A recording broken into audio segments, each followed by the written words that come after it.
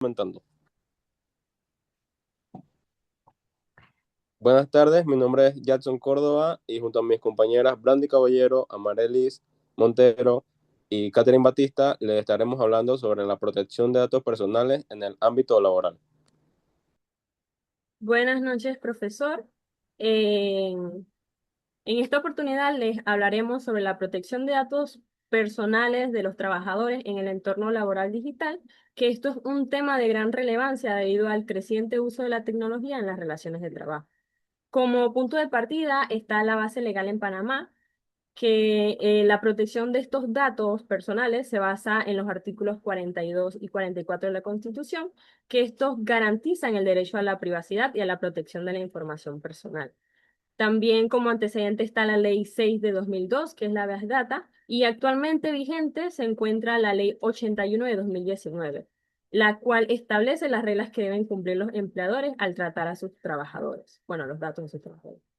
Esta ley también regula los principios rectores en el artículo 2 y entre ellos está la lealtad, que es obtener los datos de forma legal, la finalidad, que es usarlos solo para el propósito por el cual fueron recopilados, la proporcionalidad, que es solicitar únicamente la información necesaria, veracidad, que es mantener los datos correctos y actualizados, y la transparencia y confidencialidad, que es informar al trabajador sobre el uso de sus datos y mantener la información en reserva.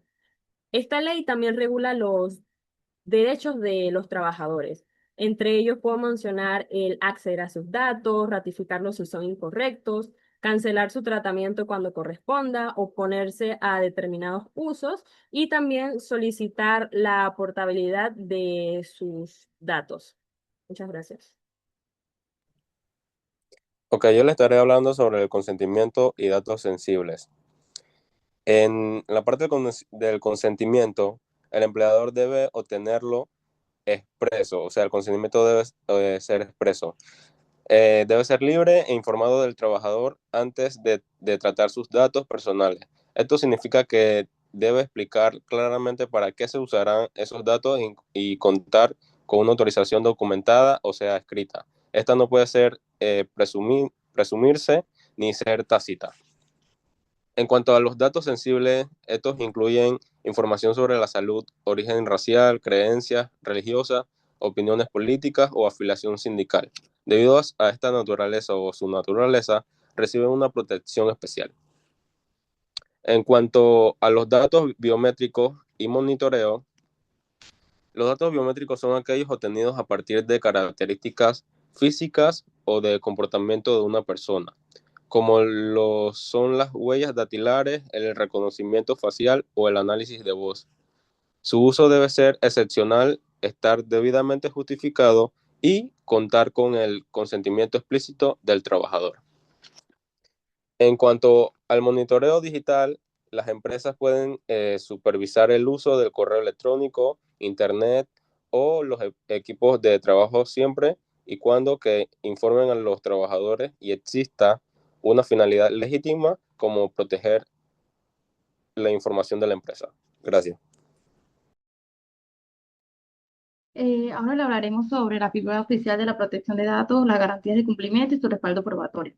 En esta persona, la responsabilidad de supervisar que la empresa cumpla con lo que es la Ley 81 del 2019 y el Decreto Ejecutivo del 285 del 2021 en el tratamiento de los datos personales de los trabajadores. Además de velar por lo que es el cumplimiento de la normativa, el oficial de protección de datos asesora a la empresa para las mejores prácticas y para proteger lo que es la información del personal, promoviendo lo que son las medidas de seguridad, las capacidades del personal y verificar pues que el tratamiento de los datos se realice de forma lícita y segura y confidencial.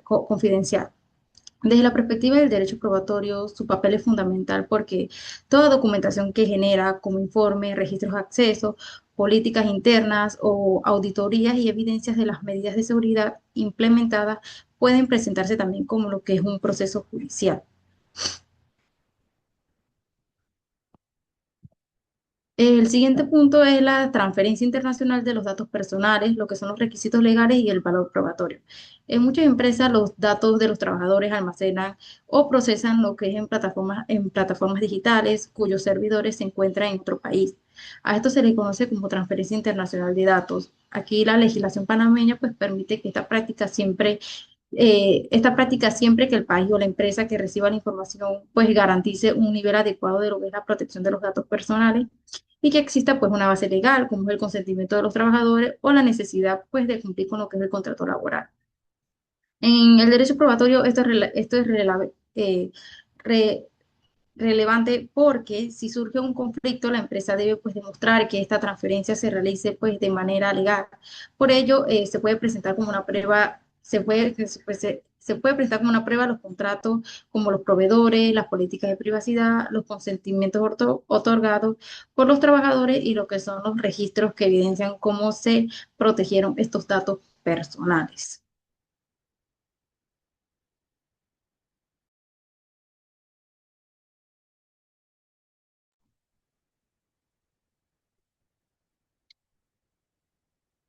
A continuación, yo voy a desarrollar dos puntos centrales de este trabajo, que son las infracciones y sanciones que contempla la Ley 81 del 2019 y las prácticas que se recomiendan a los empleadores para cumplir con esta norma.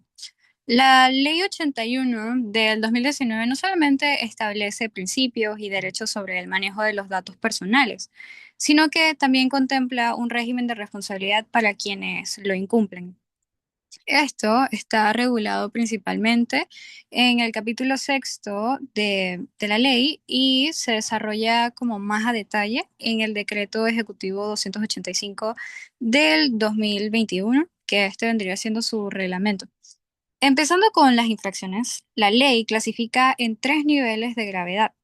Las infracciones leves son, por ejemplo, cuando el responsable de una base de datos no informa al ANTAI dentro de los plazos que le exigen o cuando alguien no actualiza la información de un trabajador que, que expresamente lo solicitó.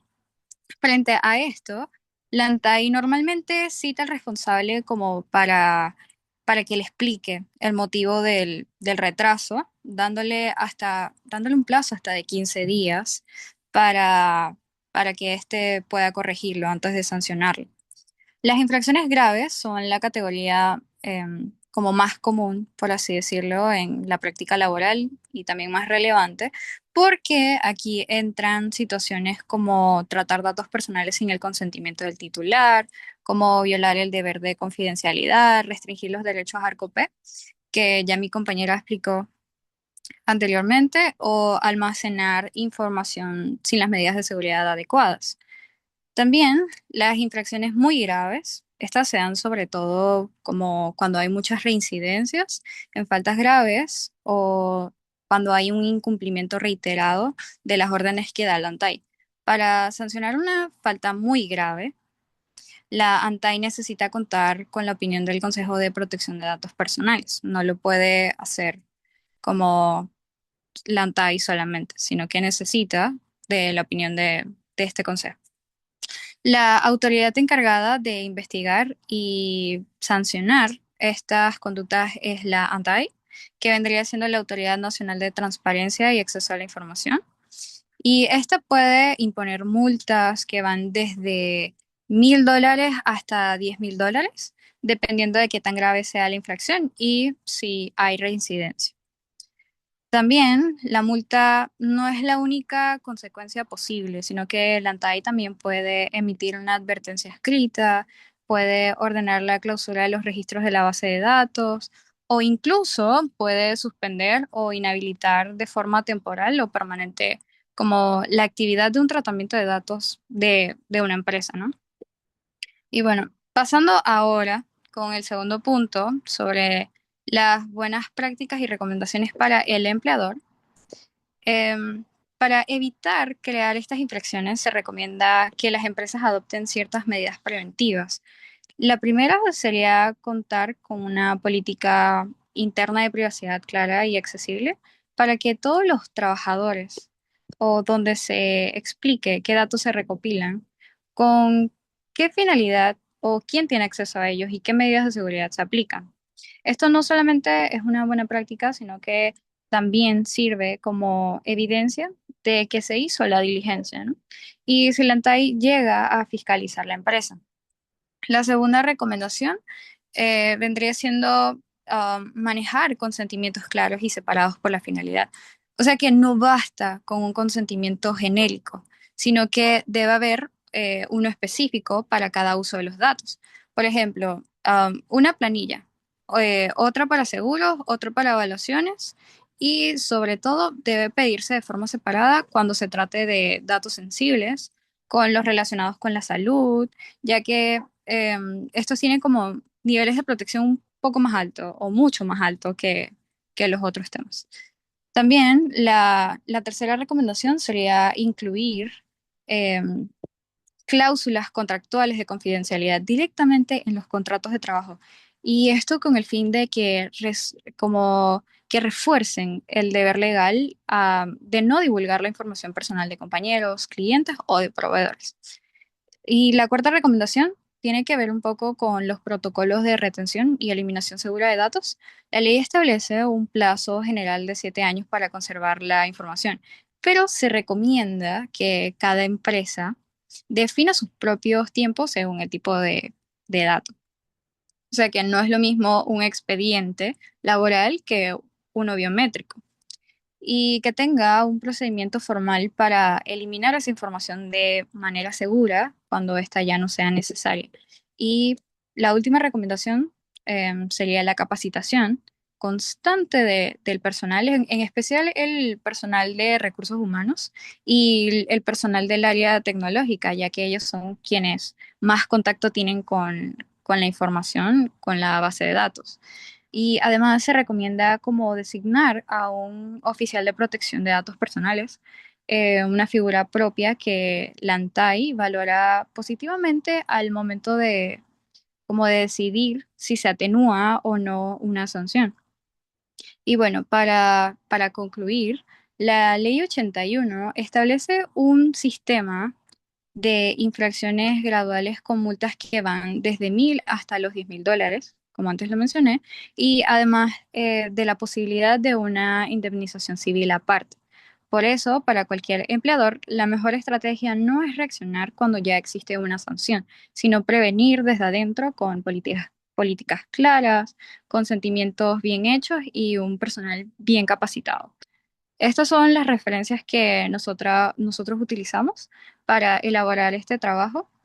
Espero que sea de su agrado y muchas gracias.